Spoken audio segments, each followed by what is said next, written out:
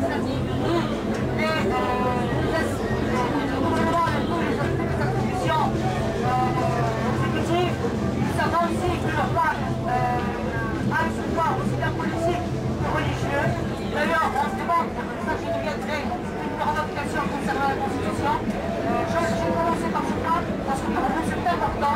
Tant que la Constitution actuelle régit le Maroc, jamais il pourra y avoir de démocratie au Maroc, jamais il pourra y avoir d'état de droit.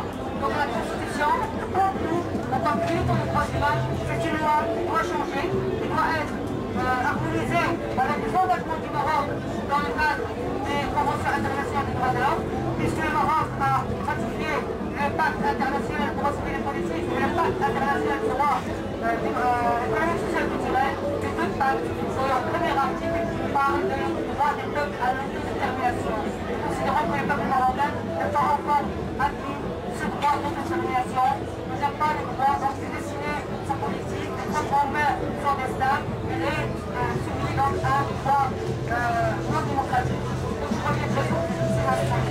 Donc c'est un texte à ce droit fondamental d'autodétermination. On peut aussi parler de la tête à la dignité du peuple marocain, cette dignité qui est atteinte par, on peut parler de trois niveaux. Il faut savoir que nous ne sommes pas des citoyens au Maroc, nous sommes des sujets, donc on n'a pas accès à la citoyenneté complète. Nous sommes considérés comme des sujets, ça c'est une grave atteinte à la dignité des Marocains. Nous sommes aussi inégaux devant la loi, nous sommes inégaux devant le pouvoir judiciaire, son petit qui est en pouvoir, parce qu'il n'y a pas de pouvoir judiciaire au Maroc, il va quand même revenir sur la question de la Constitution. Je peux donner là deux exemples très concernant l'inégalité devant la loi, devant la justice.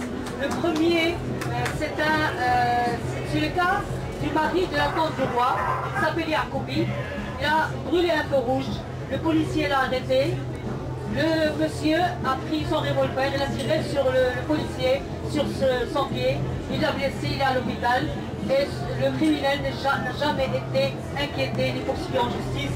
On nous a dit qu'il est malade et qu'il est resté à l'hôpital. Après, personne ne l'a vu. Jusqu'à maintenant, c'est une affaire qu'il n'a jamais connue de suite. Normalement, elle a suivi. Le deuxième cas, c'est une affaire de toute une région du Maroc. C'est la région Khifra. Il est connu historiquement par ses luttes, par ces grands militants qui ont donné leur liberté, leur vie, et toute leur famille aussi, pour la démocratie, pour leurs idées en tout cas, pour leur projet politique. Donc cette région-là, il connaît encore les mêmes violations graves des droits humains. Il y a une famille qui habite sur place, tout le monde la connaît, c'est la famille Milzoun, en particulier Hissa Milzoun, qui est aussi une tante du roi du Maroc, qui est au-dessus de toutes les lois, au-dessus de la justice, et qui est là pour piller les terres, pour baisser les gens, l'exécuto, c'est-à-dire retirer, voler surtout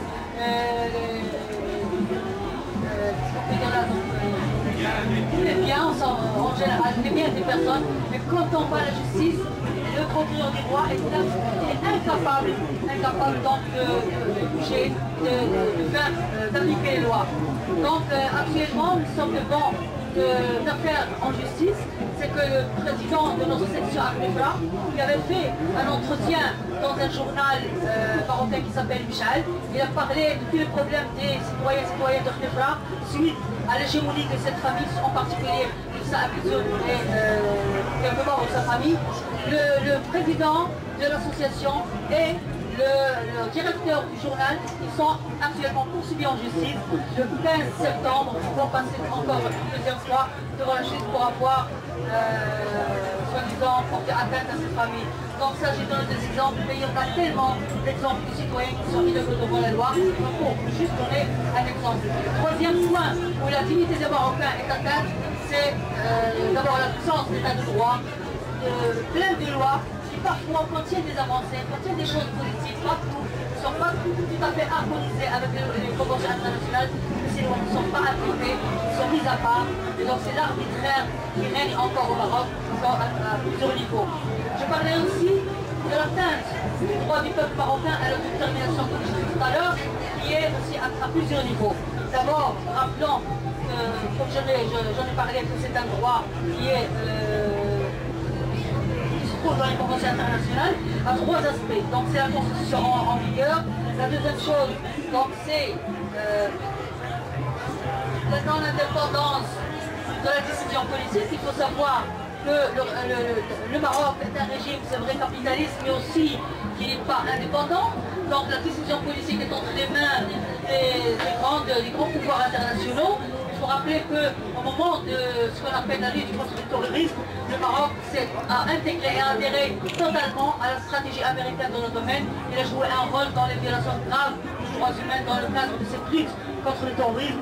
Il a participé à la torture des personnes qui sont arrêtées dans ces cadres. Je rappelle ici la position du Maroc pour être clair, plutôt de la position de l'NDH. L'NDH a toujours dénoncé le terrorisme, bien sûr. Seulement, on est contre l'utilisation de ce problème pour l'atteinte des droits de l'homme. Aussi bien aux États-Unis, au Pakistan, en Afghanistan, partout, y compris le Maroc. Nous considérons que toutes les arrestations qui ont été faites dans ce cadre, tous les procès qui ont été faits sont des procès inéquitables. Donc contre plusieurs personnes, la majorité des personnes sont des personnes qui ont été arrêtées pour leur opinion, qui sont exprimées d'une façon ou d'une autre, la façon de s'habiller, la façon de parler, la participation à des associations pacifiques, etc.